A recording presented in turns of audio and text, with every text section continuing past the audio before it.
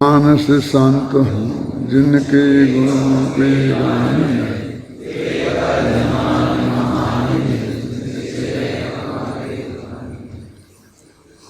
अभी अपन गाथाओं का पाठ कर रहे थे और 172वीं गाथा तक पहुँचे जो अलंग ग्रहण की गाथा है। तो पुद्गल का पुद्गल के साथ कैसा बंध होता है, जीव के साथ कैसा होता है। ये जो औदारिकादि शरीर है ना, वो हमारे जीव के साथ भी इनका बंध है और पुद्गल का पुद्गल के साथ तो है ही, क्योंकि स्कंद बना है। तो इसलिए देह का आत्मा के साथ जो बंधन है उसकी ही चर्चा वो कर रहे हैं। और अत्यंत संक्षेप में जो जनागम में है वैसा ही बिल्कुल वो कहते जा रहे हैं। और जब वो गाथा आई कि जिस गाथा में आत्मा को अरस अरूप अव्यक्त मनी पुद्गल से बिल्कुल भिन्न बताया और वो अलिंग ग्रहण है, माने वो कैसे पहचाना जाता है, तो उसको उन्होंने 20 बोल लिख दिए। देखो माने उनकी अध्यात्म की रुचि और इस पौद्गलिक इसकी रुचि में कितना फर्क है। इतनी बात भी उनने इसलिए कह दी क्योंकि उनको ये बताना है कि जीव को इसमें कुछ नहीं करना है, कर ही नहीं सकता, करता ही नहीं है। माने व्यर्थ के विकल्प में बिल्कुल नहीं उलझना। ये बात बताने के लिए उनने उतनी चर्चा की भी कि उनकी एक सुनिश्चित प्रक्रिया है। और वो प्रक्रिया की चर्चा जो अपन ने कल थोड़ी की थी, तो उसमें ये बात बताई थी कि वो भी इतनी जटिल है कि अपन कोई बुद्धिपूर्वक कोई करना चाहे तो वो कर भी नहीं सकता। और जितनी बुद्धि आप में है थोड़ी बहुत, मतलब इतने जैन धर्म पढ़ रहे हो, लिख रहे हो सब, तो आपको भी यहाँ समझने में पसीना छूटता है ना। तो वो बिल्कुल साधारण लोग जो हैं, 1-1.5 अरब जो लोग इस देश में हैं, तो वो क्या उसको करेंगे। मतलब तुम्हारा कर सकते ही नहीं, करते ही नहीं, करने की जरूरत ही नहीं, और उसकी बहुत पूरी व्यवस्थित व्यवस्था है। तुम अपने उपयोग को वहाँ से हटाओगे। इतनी सी बात के लिए उनने वो बात बताई। वो 3 गाथाओं के संदर्भ में अपन ने 2 दिन व्याख्यान किए अभी। अब उसके बाद में जो पूरा पढ़ने के बाद जो अपन ने कमेंट्स लिखा है उस पर भावार्थ समझ लो, कमेंट समझ लो, वो अपन आज पढ़ लेते हैं। वो छोटा मोटा नहीं है, 1 पेज है पूरा। देखो पेज नंबर 325,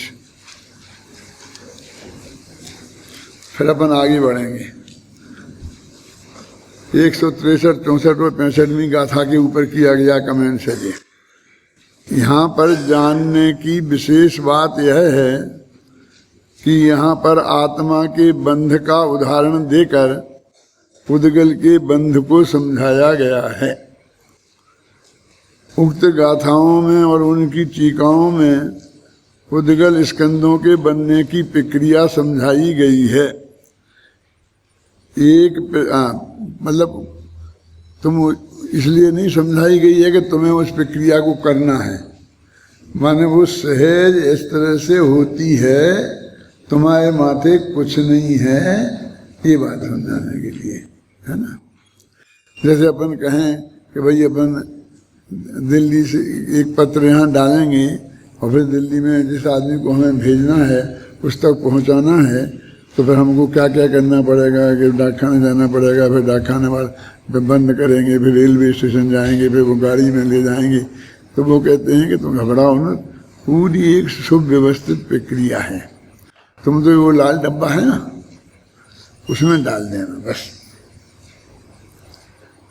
अब वो उसकी व्यवस्था है, रोजाना एक आदमी आएगा, उसकी डाक निकालेगा, फिर वो जो डब्बे में बंद करना है, रेलवे स्टेशन जाना है, वहाँ से दिल्ली की छटना है, दिल्ली जाएगी, फिर दिल्ली में उसके घर पर वो बराबर वहाँ पहुँच जाएगी।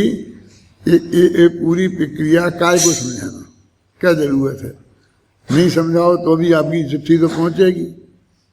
जो बिल्कुल ना समझ किसान है वो भी डाल जाएगा तो उसकी चिट्ठी तो पहुँचेगी ना। तो इसके लिए कि तुम्हें कुछ नहीं करना, वो सब व्यवस्थित व्यवस्था ऑटोमेटिक तरीके से है और वो होगी। और हमारी चिट्ठी नहीं पहुंची तो अभी तुम कुछ नहीं कर सकते। बस उनसे कह सकते हो भाई हमारी चिट्ठी पहुंची नहीं, वो क्या करेगा, डाकखाने वाला क्या कहेगा, डाकिया क्या कहेगा, वहां का डाकिया क्या कहेगा, वो तो कहेगा साहब आएगी तो हम आपको दे देंगे बस। क्योंकि वो बड़ी प्रक्रिया में से गुजर के आती है और उसका कहाँ क्या हुआ हमारे पास उसका कोई हिसाब किताब नहीं है। माने हमने वो चिट्ठी निकाली जरूर थी यहाँ से लाल डब्बे में से, लेकिन उसका कोई अकाउंट नहीं रखा। वो जाकर हमने अपने सब इकट्ठी डाकखाने में डाल दी, डाकखाने वाले ने छांट छांट के अलग अलग डिब्बों में डाल दी, उनके अलग अलग थैले बना दिए और भेज दिए। माने हमारे हाथ में कुछ नहीं है, वो कहाँ रह गई क्या हो गई, इसलिए भी तुम्हें कुछ माथा मारने की जरूरत नहीं है। माने ये जो प्रक्रिया बता रहा है स्कंद बनने की उद्गल के परमाणुओं में, वो प्रक्रिया एक बिल्कुल सुनिश्चित है और वो जैसी बननी है वैसी बनेगी ही। और फिर जो तेरे दिमाग में ये प्रश्न खड़ा होता है नहीं बनी तो का जवाब ये है तो भी तुम कुछ नहीं कर सकते। बनेगी तो बनेगी और नहीं बनेगी तो नहीं बनेगी। क्या तो फिर तुम्हारा आत्मा क्या है, तो आत्मा तो अरस अवरूप अगंध ये चीजें जो हैं स्पर्श के जो रूप सत्य संदिग्ध उन्हीं से ही रहता है। उद्गल के उन्हीं गुणों को बताया ना, खासकर जो 20 गुण हैं और पुद्गल के 8 स्पर्श हैं, उनकी प्रक्रिया के अनुसार ये हैं। तो ऐसे आत्मा को हम जाने कैसे, तो उन्होंने कहा अलिंग ग्रहण। अभी इसकी व्याख्या जब अपन करेंगे तब अपन सब विस्तार से चर्चा करेंगे और उसमें अपना जितना भी समय लगेगा अपन उसमें पूरा समय लगाएंगे। तो अभी अपन इसका पढ़ रहे हैं बस किसका कौन, जो 3 गाथाओं में बात कही है। एक प्रदेशीय पुद्गल परमाणु मूलतः पुद्गल द्रव्य है और अनेक परमाणुओं के स्कंद पुद्गल द्रव्य की पर्यायें हैं। अभी तक हमने जो द्रव्य और पर्याय का स्वरूप समझा है वो ऐसा समझाया कि एक द्रव्य होता है, उसमें अनंत गुण होते हैं और एक गुण की अनंतानंत पर्याय होती हैं। 3 काल के जितना समय होते हैं उसमें एक एक गुण की इतनी पर्याय होती हैं। तो हमारे लिए वो एक पर्याय बहुत छोटी हो जाती है और द्रव्य बहुत बड़ा हो जाता है। हमारे दिमाग का जो बन गया ना खाका, तुम जो लोगों के दिमाग में घुसा रहे हो ना कि सागर बहुत बड़ा बहुत बड़ा बहुत बड़ा अद्धा, वो भी जैसे भी करके इससे ज़्यादा कोई उसका लक्ष्य उद्देश्य नहीं है। बहुत आपके उसके दिमाग में थोड़ी कल्पना आवे कि बहुत लंबा काल होता है वो। देवगति में फंस गए चाहे नरक गति में फंस गए, हमको देवगति में तो फंसना नहीं बहुत अच्छा लगता है और नरक गति को बहुत बुरा लगता है। लेकिन जब इतने अधिक काल तक रोजिना यदि आपके भोजनालय में कल से 1 महीने तक सिर्फ मूंग की दाल बनवाएं, चले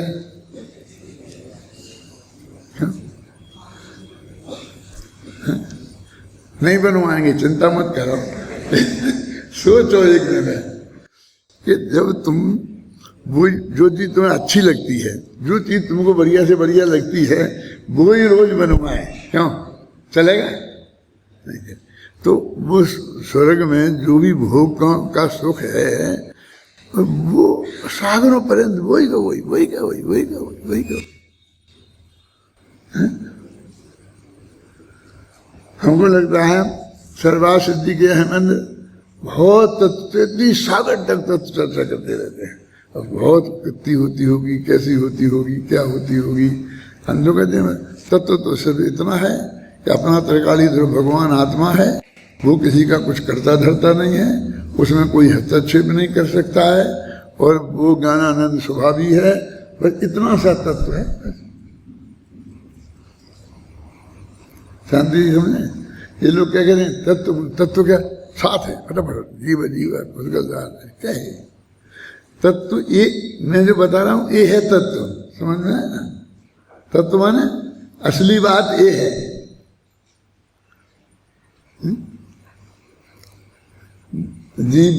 जीव एक तत्व है, उसमें अनंत गुण हैं, उनकी पर्याय होती, ये नहीं, वो बिल्कुल सेपरेट है। एक द्रव्य का दूसरे द्रव्य में कोई हस्तक्षेप नहीं है, कोई किसी का नहीं है, कोई किसी का करता धरता नहीं है, ये तत्व है।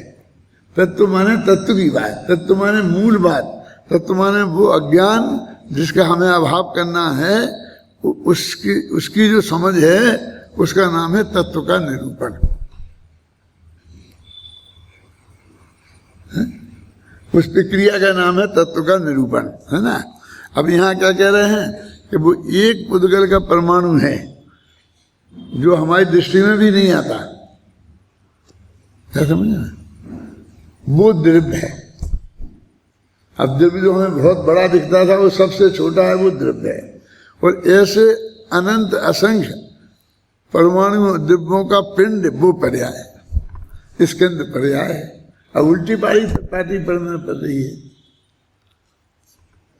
ये बात आप लोग नहीं जानते थे, सब जानते थे, लेकिन इस दृष्टि से नहीं सोचा था। हमारे वो लेन वैसी सोचने में वैसी बढ़ती थी, द्रव्य बड़ा पर्याय छोटी। और उसी तरह हम अपना खाता खताते रहते थे, है ना?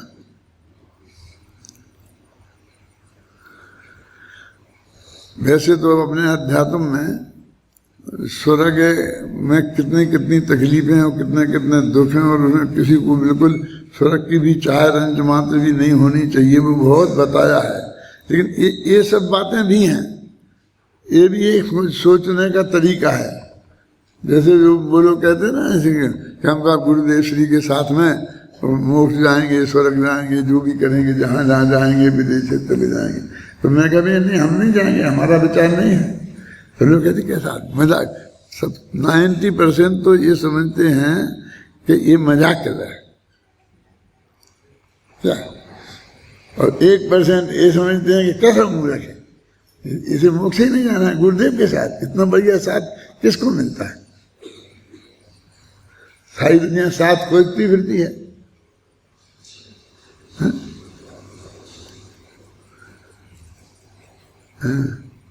सारी दुनिया साथ खोजती फिरती है, और इसे इतना बढ़िया साथ मिल रहा।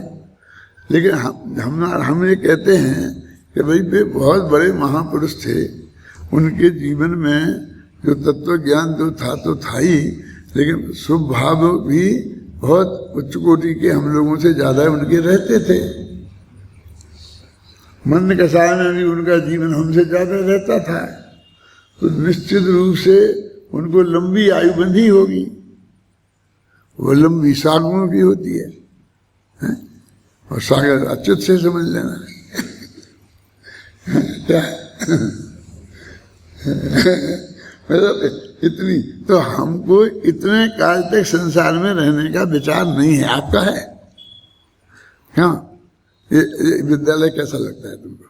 तुम 5 साल रहे, अनुभव सुनाओ, बहुत बढ़िया।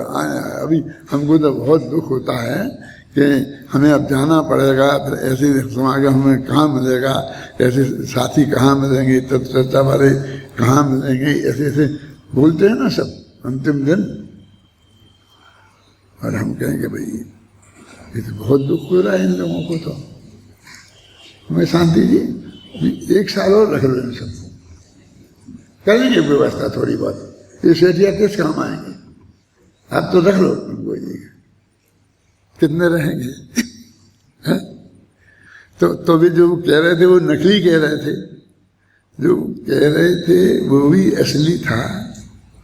और ये जो 1 दिन भी नहीं रहेंगे ये भी असली है। 1 दिन भी रहने के लिए तैयार नहीं है। उसके बाद यदि इतना अच्छा लगा तो क्यों नहीं रहते? तो स्वर्ग इतना अच्छा है तो क्यों नहीं? तो जहाँ प्रतिबंध है कि तुम मर नहीं सकते, अब तुमको उतने दिन भोगना ही पड़ेंगे, रहना ही पड़ेगा। क्यों? और जैसी तुम्हारी समझ है तो जैसे सर्वा सिद्धि वगैरह में तो सब सम्यक दृष्टि ही होते हैं, तो उनकी समझ तो ऐसी तो होगी ही ना। हम ऐसा तो नहीं मान सकते जितना हम समझते हैं जितना वो नहीं समझते होंगे। तो उन्हें वो 33 सागर कैसे करते होंगे?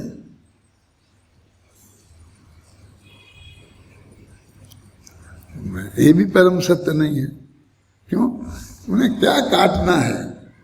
वे तो अपने में मस्त हैं, मतलब मैं तो मैं हूं, और जो कुछ जब जैसा जगत में हो रहा है वो मुझे स्वीकार है। क्या? चाहे लाखों वर्षों तक जीऊं और चाहे मृत्यु आज ही आ जाए, मरना हो तो मरने को तैयार हूं, समझे ना? जीना हो तो जीने को तैयार हूं। ऐसा थोड़ी है कि जो व्यक्ति की ऐसी परिणति है कि बस जो घर में बन गया खाना जैसा बिल्कुल निरीह भाव से बिना विकल्प के शांति से खा लेते हैं, आप समझे ना? तो वो उनके घर बुरा ही बुरा बनता होगा। क्यों? ऐसा तो हो सकता है कि अच्छा ही अच्छा बनता हो, क्योंकि वो पुण्यशाली भी, उनका पुण्य का वजह भी बंद ज्यादा होता है कि उनको अनुकूल ही अनुकूल मिले, है ना? लेकिन इसमें महिमा नहीं है कि उनको वो अच्छा ही अच्छा मिला कि जो उनको प्रतिकूल ही प्रतिकूल मिला। उनका तो अनुकूल मिला तो भी कुछ नहीं है। उनसे पूछो कल क्या खाया था तो उन्हें पता ही नहीं है। और ऐसे रसिया लोगों से पूछो तो वे बता दें, उनकी शादी में गए थे, वहाँ वो जो मिठाई बनी थी वो तो गजब ही की थी, और उस दुकान पे जाओ तो वहाँ जो वो क्या मिलती है, रात में खाते हैं बता है कुल्फी का जो भी नाम देना हो, तो वो उसकी अलग टाइप की होती है, उसकी अलग टाइप, इनको सब का बता दो। और इधर से जाओ तो आगरा में का पेठा बढ़िया होता है, वहाँ का गुलाब जामुन बढ़िया होता है, भुसावल का केला अच्छा होता है, नागपुरी संतरा अच्छा है। ये है कि नहीं है? कुछ मतलब उनको सर्वा सिद्धि के अहमेंद्र की बात कर रहा हूँ मैं कभी कभी सोचता रहता हूँ कहीं जाके वहाँ फंस गए तो समझना तो पड़ेगा कैसे कैसे रहना पड़ेगा। क्यों? माने ना उनको वहां से भागने की जल्दी है और ना मैं यहाँ से चला न जाऊं, मजा है न रहूं और कुछ दिन भोग लूं, इसका भी निकलता है। जाने का कहा जाने को तैयार, रहने का रहने को तैयार। मुझे उससे बढ़िया अभी तक कोई शब्द नहीं मिला है इसका स्वरूप समझाने के लिए। कौन सा? आगे समझ गए? ढोंगो मार के जाओगी जाएंगे, ढोंगो मार ससुराल जाओगी क्या जाएंगे। पर ये सहजता, इसी का नाम समाधि है। मैं तो कहता हूँ इसी का नाम शुद्धोपयोग है, इसी का नाम शुद्ध परिणति है? उसे कौन दुखी कर सकता है? समझिए ना, ये तो संयोग की बातें हैं। तो वो जो भी होंगे उसे स्वीकृत है, माने उनसे कोई विकल्प ही नहीं है कि अभी बहुत जल्दी हमें तो जल्दी मोक्ष में जाना है, इतनी देर हो रही है, वो हमको पसंद नहीं है, तो कुछ नहीं। माने उसको इस लोक की जो व्यवस्थित व्यवस्था है वो बिल्कुल स्वीकृत है अंदर से। अब वो कैसी होगी वो आप कल्पना कर सकते हैं, उसका स्वाद भी चाहें तो ले सकते हैं कि अब आप लोग सब उस स्तर पे आ गए। माने उतना तत्व ज्ञान जो भाषा में सीखा जा सकता है, सिखाया जा सकता है, वो तुमने सुन लिया है, सीख लिया है, समझ लिया है। हमें कोई चीज अस्वीकृत नहीं, ऐसा नहीं, ऐसा होता तो ऐसा नहीं। मैं ये भी कहता हूँ ना, कुछ आदमी की ऐसा नेचर होता है कि उन्हें कुछ नहीं, काम नहीं है आए। अब यहाँ पर तुम लोगों ने सजावट की, एक आध साल में करते हो ना, एक आध दिन, तो आएंगे एक गुच्छा यहाँ नहीं लग के वहाँ लगता तो अच्छा रहता, वे बिना ही पूछे बताएंगे। हैं? कुछ खास मतलब नहीं है, यहां लग गया तो क्या हो गया, और कल मिट जाना है सब। आकाश में बादलों का स्वरूप होता है, ऐसा होता है, बनता रहता है, बिगड़ता रहता है, क्या विकल्प है। लेकिन वो जरूर इस पर कमेंट्स करेंगी, ऐसा होता तो और अच्छा रहता, ऐसा होता तो और अच्छा रहता। मुझसे पूछते तो मैं ऐसा बताता, मुझसे पूछते तो कि भाई साहब हमें नहीं है समय आपसे पूछने का। नहीं नहीं नहीं, तुम कोई जब कभी तुम आवश्यकता महसूस करो तो पूछ सकते हो, मैं बताऊंगा। तो आप ऐसा नहीं कहेंगे, नहीं कहेंगे, तो हम पूछेंगे तो बताएंगे कि नहीं, उसकी वक्त उसकी परिस्थिति देखी जाएगी। जब विकल्प आएगा तो बता देंगे, नहीं आएगा तो नहीं बताएंगे। अभी हम कोई भी हम उसमें बाउंड बनते नहीं है कि बताएंगे ही क्या, कि नहीं बताएंगे, कुछ नहीं। आप समझिए ना, ये सहज परिणमन की स्वीकृति है। वो ये बता रहा है कि ये जो सहज परिणमन है पुद्गलों में, उसमें तुम कुछ नहीं बदल सकते। बस तुमको ये जानना है, बस तुम्हारे माथे से बोझा उतारना हमारी ये ड्यूटी है। तुम्हारे माथे से बोझा उतारना हमारी ड्यूटी है, बस कर। मैं पढ़ूंगा तो मैं नहीं कर पाऊंगा ऐसे पूरा, जैसे किसी से पढ़वा लूं कि मैं ही पढ़ूं।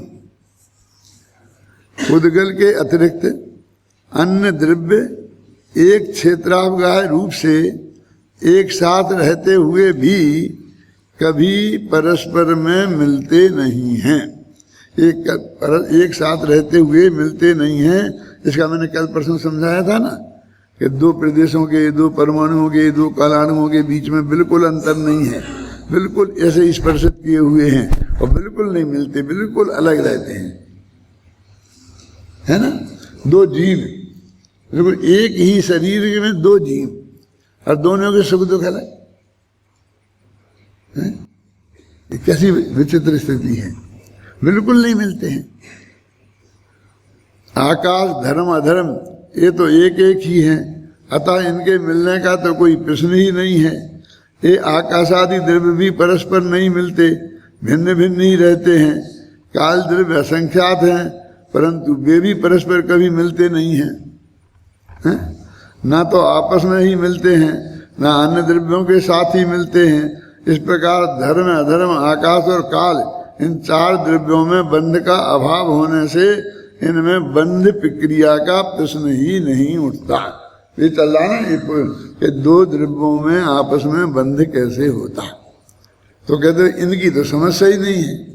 ये तो ना सजाती से बनते हैं, ना विजाती से बनते हैं, किसी से बनते ही नहीं है। अब जीव अनंत हैं, पर वे भी परस्पर नहीं मिलते। देखो वे भी नहीं मिलते, एक शरीर में अनंत जीव एक साथ रहते हैं, बिल्कुल नहीं मिलते हैं। बंबई के बारे में कहा जाता है कि पड़ोस में 50 साल से रह रहे, बस एक दीवार है बीच में, वो भी फिलाई की, और एक दूसरे को जानते ही नहीं, पहचानते ही नहीं है। कौन है, हिंदू है, मुसलमान है, जैन है, अजैन है, क्या नाम है, कुछ नहीं है? क्यों आधे आधे पिता की तो वे पता ही है? न तो वे परस्पर मिलते हैं और न धर्म अधर्म आकाश और काल से ही मिलते हैं, न वे जीव आपस में मिलते हैं और न इन द्रव्यों से मिलते हैं। हाँ, पुद्गल के साथ उनका संबंध अवश्य होता है, बंध अवश्य होता है। मैं एक बात और कहता हूं, अभी याद ही तो मैं आपको सुनाता हूं। कई लोगों से मैंने कही भी है कि अपन लोग यहाँ हैं, तो अपना जो भी संबंध है ना, तो कैसा 5 साल हम एक साथ रहे, क्या क्या एक साथ रहे, क्या एक साथ रहे, 10, 5, 25 दिन में एक आध दिन ऐसी एक दूसरे की शक्ल दिख जाती होगी दूर से, नमस्ते तब भी नहीं होती। क्यों? कहाँ मिलते हैं? 5 साल कहाँ मिल के रहे? तुम हमारे साथ रहे, हम तुम्हारे साथ रहे, बिल्कुल दो द्रव्यों जैसे रहे, जैसे दो कालाणु रहते हैं ना, बिल्कुल ऐसे रहे। कहाँ हैं, कितने मिलते हैं। और फिर एक दफे बिछुड़े, ये देह छोड़ के नहीं शांति जी, संस्था छोड़ के आप गए, हम गए, तो भी फिर अनंत काल में कभी मिलेंगे इसकी गारंटी नहीं है, बल्कि नहीं मिलने की ज्यादा गारंटी है। तो भूतकाल का भी देखो। फिर मेरे को शिकायत है आचार्यों से, क्यों क्या इनने बेई वही कहानियां निकाल निकाल के लिख दी शास्त्रों में कि जो 9 भव तक मिलते रहे, आगे मिलते रहे, पीछे मिलते रहे, फिर शत्रुता में मिलते रहे, पास ना तो कमठ वो मिलते रहे। उसने उसे मारा, इस भव में मारा, उस भव में मारा, उस भव, बेई कहानियां लिख दी। लेकिन सुनो, सब उससे अनंत गुणे लक्ष्मी ऐसे हैं कि जो कभी मिले नहीं, अनंत गुण। क्या क्या समझ में आया? और उनकी नहीं लिखी। ऐसे कई गुणे मुनिराज हैं कि नहीं, वो तो स्वर्गों में मिल जाते होंगे। अरे असंख्य देव हैं, कहाँ किसे मिलने की कहाँ फुर्सत है, कौन मिलता है किससे। और ऐसे मिल भी गए तो केवली भगवान बताएंगे तुम्हें कि तुम मिले थे, तुम्हें तो पता ही नहीं है, इसे भूल भाल जाओगे, क्योंकि ये शकल जिसे तुम पहचानते हो वो तो बदल ही जाएगी। तो आत्मा में तो को क्या पहचानोगे तुम, और वो तुम्हें कैसे पहचानेगा। मिल भी गए तो पहचानेंगे नहीं, तो नहीं मिले जैसे ही है ना, तो ये कैसे हो गए उनके में। ये तो सर्वज्ञ भगवान ने बता दिए। क्यों, समझ में ना, यानी नहीं मिलने के चांस ज्यादा हैं कि मिलने के। तो उन्होंने कहा वैरागी के प्रसंग खोजे हैं उनने, तो मैं कहता हूं कि नहीं मिलोगे ये ज्यादा वैराग्य का प्रसंग है कि मिलोगे ये बताना ज्यादा वैराग्य का प्रसंग है।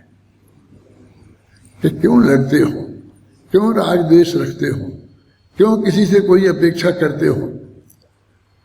न तुम अनंत काल से कभी मिले हो न मिलोगे, तो इससे ज्यादा साम्य भाव आएगा ना। तो तुम साम्य भाव कहो, वैराग्य नहीं कहो, क्योंकि वो वैराग्य भी हम सही अर्थ में नहीं समझते हैं। मन बिल्कुल समता भाव, ना मैं ना कहूं से दोस्त और ना कहूं से बैर। नहीं मिलने के चांस ज्यादा है ना। जैसे मैंने बताया ना कभी कि वो सिगड़ी रख दी कौन से गज कुमार के माथे पे, और उनके ससुरा साहब ने पूरा भग के क्यों रख दी। तो दूसरा उदाहरण बताओ, शास्त्र कहीं से निकालो जब और किसी में एक जगह और रखी हो और ससुर नहीं रखी हो, एक भी नहीं मिलेगा दूसरा। यानी मतलब आप समझ लो कि अनुपात कितना कम है, द्वारा मिलने का चांस के अनुपात कितना कम है। इससे तुम्हें वैराग्य साम्य भाव आएगा कि मिलेंगे हम बाद में, इससे आएगा। बोलो हैं कि भैया अभी क्या लड़ना, क्या झगड़ना, क्या करना इसका नहीं है। अरे वो बिल्कुल नहीं है, बस एक दिन आज हैं तो बस आज अभी है तो हैं, और कल हैं कि नहीं है, क्या इसका भी भरोसा नहीं है। यानी मर जाएंगे कल, इसलिए नहीं मिलेंगे, ये नहीं कह रहा हूं मैं। इस लोक में ऐसी व्यवस्था है कि हमारा मिलना भी नहीं मिलने जैसा ही है। जैसे अपन कहते हैं ना, मैं कहते भाई देखो सुन लो शांति से, फिर कल मिलेगा क्या नहीं मिलेगा। नहीं साहब कैसी बात है, अभी थोड़ी आप जाते, अभी तो आप 10 साल जियोगे। हम तो 10 नहीं 20 साल जिएंगे, लेकिन कल तुम्हें हमारा प्रवचन मिलेगा कि नहीं मिलेगा इसकी गारंटी है। क्यों, हम तो यहाँ से चले जाएंगे, वो यहाँ रहेंगे तो नहीं बोलेंगे। वो नवानो क्या अब हमारा प्रवचन तुम्हें नहीं मिले इसके लिए कि हमें मरना जरूरी है कि तुम्हें मरना जरूरी है। क्यों, और प्रसंग ऐसे नहीं हो सकते हैं कि नहीं मिले। हो सकते हैं ना, तो वस्तु का स्वरूप है ना ये तत्व है, इसे मैं तत्व कहता हूं, समझ में आए ना।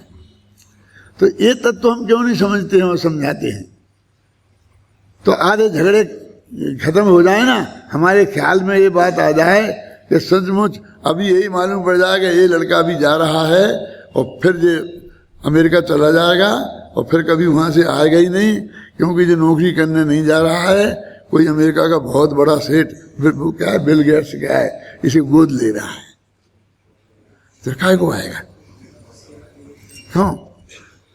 तो हो सकता है ना इतने दिन के लिए वियोग, फिर तो तुम्हारे उसके प्रति कैसे सेंसिटिव हो जाते हो कि ये तो चले ही जाएगा, तो फिर मैं इसे गालियां तो दे ही नहीं पाऊंगा, मैंने जो गालियां देने की सोची थी तो मैं फटाफट दे लूं, नहीं तो रह ही जाऊंगा, तो ये मर जाएगा तो मैं इसे कैसे मारूंगा, क्या भाव आता है। यानी हमको ये वियोग हो जाएगा तो अनंत काल तक हम नहीं मिलेंगे, ये वस्तु स्वरूप है क्या नहीं, और ये वैराग्य परक है क्या नहीं, ये हमारे चित्त में समता भाव पैदा करने वाला है क्या नहीं है?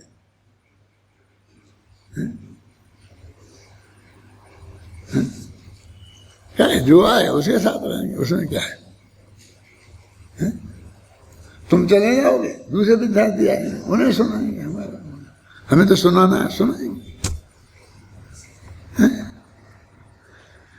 बिल्कुल साम्य भाव का मतलब जो है वो उसी का नाम क्रमबद्ध पर्याय की स्वीकृति है। फिर देखो क्रमबद्ध पर्याय से आपको कितनी शांति मिलती है।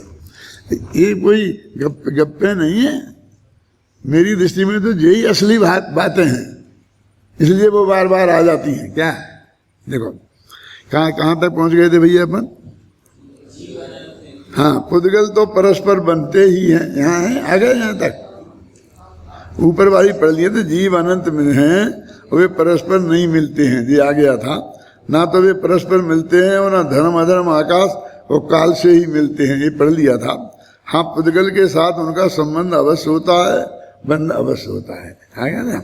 अब पुद्गल तो परस्पर बनते ही हैं, स्कंद के रूप में परिणमित होते ही हैं, अब क्या करें, भी कुछ समझते नहीं तो दोस्ती हो जाती उनमें।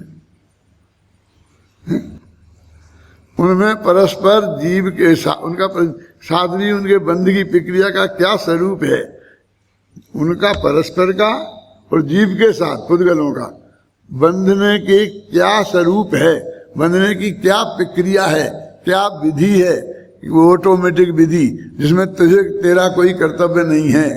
ख्याल में आई ना, ये यहाँ समझाया जा रहा है। देखा ना, पुद्गल तो परस्पर बनते ही हैं, स्कंद के रूप में परिणमित होते ही हैं, उनमें परस्पर जीव के साथ उनके बंध की प्रक्रिया का क्या स्वरूप है, यही बात यहाँ समझाई जा रही है। क्या समझाया जा रहा है, हम आपसे कहेंगे इसमें क्या समझाया है?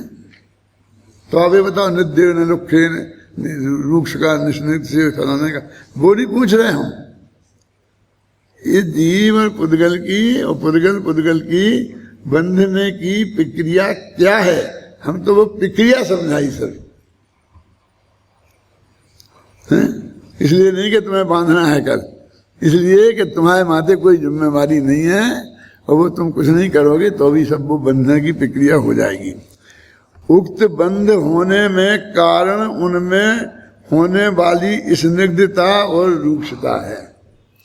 तुम्हें बंधते हैं और छूटते हैं तो उसका कारण उनमें स्निग्धता और रूक्षता है। देखो आपने ये सीमेंट दीवार पे लगा दिया ना, अब बन गया, और वो 25 साल तक बिल्कुल ऐसी दीवार पे चैंटा रहा।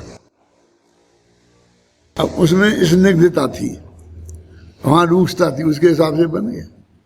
अब उसमें वो बदलती है, फिर स्निग्धता कम हो जाती है और रूक्षता उन परमाणुओं में रह जाती है, तो एक एक खिलने लगता है। क्या उसने क्या किया था, उसने ऐसा हाथ लगाया तो वो गिर गया, उसने गिरा दिया, उसने गिरा दिया, उसने गिरा दिया। अरे ऐसे हाथ लगाने से गिरता है? वो 25 साल से रुका तो किसी ने हाथ नहीं लगाया था इसलिए रुका था। तो उसमें वो स्निग्धता और रूक्षता का संबंध था, समझ लो उससे। उस उक्त बंध के कारण होने वाली स्निग्धता और रुक्षता, यद्यपि जीवों में स्निग्धता और रुक्षता नहीं है, पर ये समस्या आई ना, और जीव के साथ भी बनते हैं वे पुद्गल। तथापि राग देश होते हैं, जीव के साथ पौद्गलिक कर्मों का बंध और नो कर्मों का संबंध। देखो पुद्गल कर्मों का तो बंध और नो कर्मों का संबंध, क्या क्या अंतर है कर्म और नो कर्म में, वो बंध और संबंध में। वो बंधते तो एक व्यवस्थित प्रक्रिया के अंतर्गत हैं, कर्म फिलोसफी है ना, और संबंध वो नो कर्म मन, शरीर आदि हैं, स्त्री पुत्र आदि हैं, ये नो कर्म कहलाते हैं। तो इनका संबंध होने का कारण जीव की राग रूप स्निग्धता और देश रूप रुक्षता ही है। बंध होने की उक्त संक्षिप्त प्रक्रिया यहाँ समझाई जा रही है। क्यों? पहले शादी हो गई, क्यों हो गई? क्योंकि स्निग्धता के कारण। फिर तलाक हो गया, क्यों? कि रुक्षता आ गई, स्निग्धता कम हो गई और रुक्षता आ गई। यही तो वही होगा, और क्या होगा? कैसा वो जैसा बड़े प्रेम उस वक्त था, अब वो धीरे धीरे काफूर हो गया, रुक्षता आ गई। फिर 10 साल बाद उन लोगों ने सोचा कि अपन क्यों नहीं दोबारा एक साथ रहें, चलो दोबारा शादी कर लेते हैं। ऐसे बहुत होते हैं अमेरिका में, वही के वही जोड़े 10-10, 20-20 साल बाद फिर शादी कर लेते हैं। 25 वर्ष की उम्र में शादी करती हैं, 50 वर्ष की उम्र में तलाक दे देते हैं, 80 वर्ष की उम्र में फिर शादी कर लेते हैं, क्योंकि फिर अकेले नहीं रहा जाता। देखो समझाई जा रही, विशेष जानने की बात यह है कि पुद्गलों के स्कंद रूप परिणमन को जीव जानते तो हैं, पर उसमें कुछ करते नहीं हैं। भाई ये असली बात ये है, इसके लिए ये सारी बात समझाई है। अब इसमें क्या बात आई कि बहुत लंबा एक पेज में काम हो गया, इसके 200 पेज कैसे हो सकते हैं? कि वो जो बंधने की प्रक्रिया है ना, वो हमारे शास्त्रों में लिखी है, हम उसको लिखने लग जाएं। क्या इसमें 2 स्निग्ध परमाणु ज्यादा होते हैं, 2 कम होते हैं, जघन्य नहीं होते हैं, ये नहीं होते, फिर वही सारी बहुत बातें बढ़ते जाओ बढ़ते जाओ। धवल महाधवल कितने बड़े बड़े लिखे हुए हैं, क्या नहीं लिखे हैं? सब हैं, उतना विस्तार करते जाओ, और नहीं करो तो वो काम हो गया हमारा। वो जो आचार्य कहते हैं वे शिवभूति चले गए, और ये गिनते ही रह गए, कितने परमाणु की वजह से बंद हो जाता है, कितनी वजह से बिछुड़ जाता है, समझ देखते ही रहे। क्यों आया समझ? तो पंडित टोडरमल जी ने अपन को मार्गदर्शन किया है कि थोड़ा बहुत न्याय व्याकरण का ज्ञान भी अवश्य होना चाहिए। देखो टोडरमल जी कितने महान थे, कभी कभी विकल्प आता है कि उन्होंने थोड़ा बहुत लिखा, फिर अपने मोक्ष मार्ग प्रकाशक में वो न्याय व्याकरण में न्याय में उस वक्त परमत खंडन और स्वमत मंडन आता था, तो उन्होंने 5वें अध्याय में पूरा वो लिख दिया, कितना जितना तुम्हें जरूरी था। तो थोड़ा बहुत का मतलब ये समझ लो, पूरी अष्टसी तैयार नहीं हो तो चले, पूरा प्रमेय कमल मार्दन तैयार नहीं हो तो चले, लेकिन इतना होना चाहिए। जय धवल महाधवल नहीं पढ़ पाओ तो चले, लेकिन गोमर सार का ज्ञान होना चाहिए। तो उन्होंने गोमर सार की टीका लिख दी, लब्धि सार की टीका लिख दी, छपना सार की टीका लिख दी। मेरा मतलब समझ गया ना? थोड़ा बहुत का मतलब इतना ज्ञान होना चाहिए, और फिर सारी जिंदगी समय साथ पढ़ो। मतलब आत्मा की बात एक बात तो ऐसी होती है जिसे हमें बार बार रिपीटिंग करना है, और एक बात ऐसी होती है जो एक दफे जान लेना है, बस। वो सब एक दफे जान लेने वाला है। जैसे ही सर्वनानी योग है तो उसका कितना ज्ञान होना चाहिए कि ये गृहस्थ का को क्या खाना चाहिए, क्या नहीं खाना चाहिए, कैसे रहना चाहिए, उसका जो स्वरूप है ना, अकेले खाने पीने का नहीं, पहली प्रतिमा का, दूसरी प्रतिमा का, तीसरी प्रतिमा का, चौथी प्रतिमा का अनुभूति, आप समझ गए ना? वो हमारे ख्याल में आना चाहिए, वो मुनियों का स्वरूप हमारे ख्याल में आना चाहिए, हैं? तो इतना चरणानी योग जान लें पर्याप्त है। प्रथमानी योग, अब हम तुम्हें महावीर के पता नाम ही नहीं पता हो, राम के नाम पता नहीं हो, तो कहते इतना 73 सलाका के महापुरुषों की संक्षिप्त जीवनी जान लो। कहते वो तो बहुत लंबी हो जाएगी। कहाँ लंबी हो जाएगी, सब एक से ही तो है, सब तो भी तीर्थंकर एक से, जन्म कल्याणक एक सा, दीक्षा कल्याणक एक सा, फिर लोकांतिक देव आएंगे करने भली बेचारी आदिनाथ के पास आए थे तब भी उनने वही बोला था, अब तुमने भली बेचारी के दीक्षा ले रहे, राजनाथ के पास भी वही भली बेचारी, संभवनाथ के पास भी वही भली बेचारी, क्यों? फिर 24 के पास भली बेचारी, उन्हें कुछ आता ही नहीं था, कोई एक नई अच्छी कविता सुना देते हैं, वही भली बेचारी है, उससे ही काम चला लेते लिया, अनुमोदना करी उनने कि तुम दीक्षा ले रहे तो तुमने बहुत अच्छा सोचा है। मेरे कहने का तो ज्यादा लंबा नहीं है प्रथमान योग, तो इतना सामान्य ज्ञान चारों अनुयोगों का हो जाए, वैसे अपन ने पाठ्यक्रम में वैसा ही रखा है, उतना ही रखा है, और बाकी अध्यात्म का रंग लगाते हैं आपको, भाई ये जिंदगी भर ये करना है, आत्मा का कल्याण करना हो तो यही करना है जिंदगी भर, फिर जिंदगी भर उसमें नहीं लगे रहना है। ये हो गया, अभी आगे चलते हैं।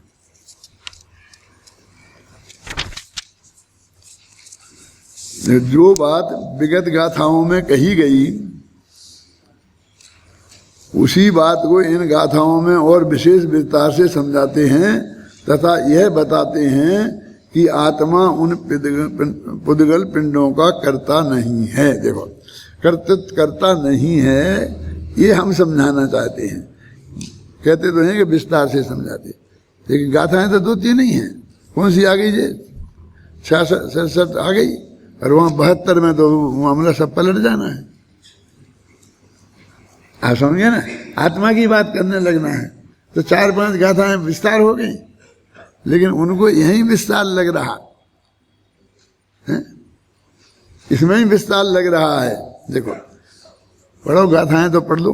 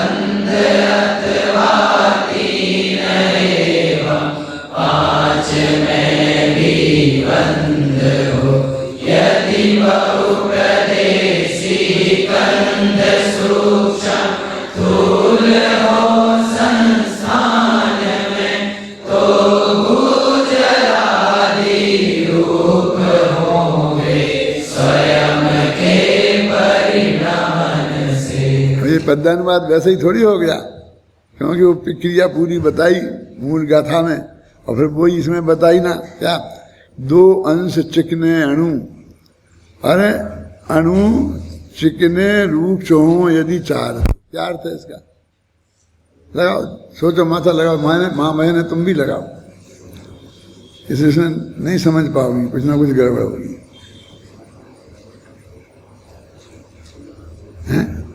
देखो, वो आ रहा है ना जो अब अविभागी प्रतिच्छेद की बात है, तो 2 अंश चिकने हों और चिकने रूप से हों, और 4 चिकने रूप से हों, 2 अंश चिकने 2 रूक्ष, ऐसे 4 हों। जब 2 लिखे तो 2 लिखे, और फिर चिकने रूक्ष दोनों लिखे तो 4 लिखे, है ना। हो बंध तो उनका बंध होता है, दुधिकादि गुणा नाम तू, ये है ना, 2 गुणाधिक हो तो, अथवा 3 और 5, 2 गुणाधिक चाहिए तो सम में 2 और 4 और विषम में 3 और 5, में भी बंद हो, इनमें भी बंद हो जाएगा। यदि बहुप्रदेशी खंड सूक्ष्म थूल हो संस्थान में, अब ये तो परमाणु की बात है। अब स्कंद बहुप्रदेशी स्कंद है, एक रूमाल है, एक चश्मा है, ये भी असंख्य प्रदेशी है, ये भी असंख्य प्रदेशी है, इतने इतने है ना परमाणु इनमें।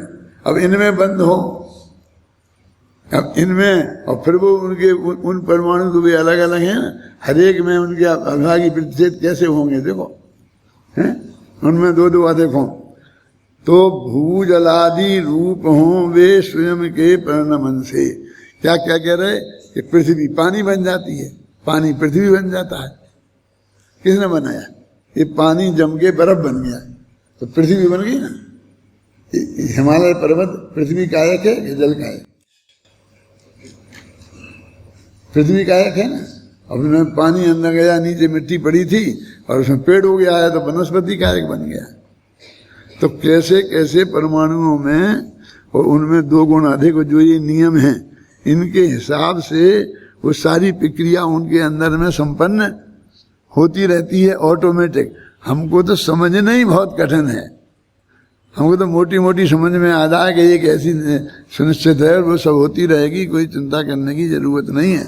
इतने बड़े जंगल है ना, और उसमें हम एक बगीचा बनाते हैं, उसे बोलते हैं वन, और इसे बोलते हैं उपवन।